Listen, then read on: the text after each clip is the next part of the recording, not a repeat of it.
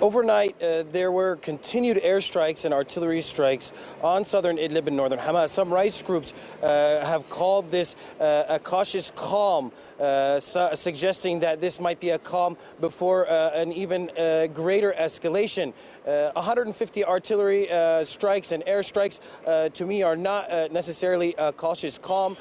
Compared to the last 11 or 12 days of attacks in northern Idlib, the rate of attacks may have been less. However, they are just as deadly. It seems like Russia and the regime have focused their attacks on specific areas, specific targets, especially in the Habit area. This is a town that's just west of Khan Sheikhoun. It's close to Khan Sheikhoun, about 10 kilometers. Khan Sheikhoun is a major population center on the M4, M5 highway system, and the regime and Russia are continuing their attacks, but it seems like in a more focused way. It should be noted here that the opposition shares about a 500-kilometer battlefront with regime forces in this part of Syria. The area that the opposition controls in northwest Syria that Russia and the regime are attacking right now is about 2/3 the size of Lebanon. So this is just the beginning of this fight. We don't know exactly how it will play out. Turkey has sent reinforcements to the border. It's also still present at its 12 observation points in Idlib and Hama provinces. Yesterday, when we were inside Syria, we saw Turkish vehicles changing shifts between soldiers because it's a high-intensity war zone. They have to give soldiers rest, and so they rotate their shifts. And we saw Turkish vehicles moving soldiers in and out of this part of northern Syria. So the claim that this is a calm, I think, is half-hearted, and the situation is still intense, and the attacks are intensifying. Obeida, the UN Security Council appears powerless because, of course, Russia has a veto as a permanent member. The United States doesn't appear to be doing anything. Russia appears to be doing the talking for Bashar al-Assad, and as far as Moscow has indicated, this is not going to stop. The people that you met in that report that you filed for us, how much did they say that they just feel abandoned and that the world is looking somewhere else and not concentrating on their situation?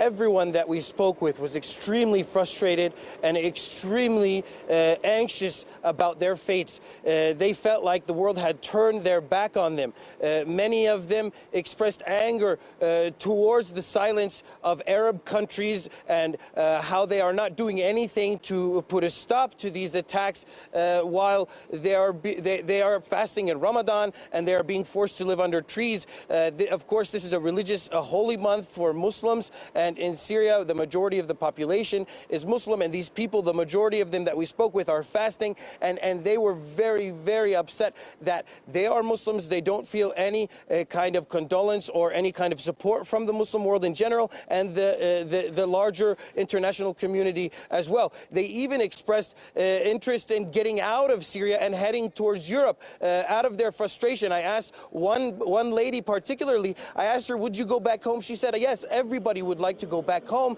to go and see their families and to go to their properties and their lands and to be in their home, but I have no home left to go to. I have nowhere else to go to, and now I'm stuck here under trees with my 5 children, and I did not know how to respond to her because she really was stuck in a very desperate situation.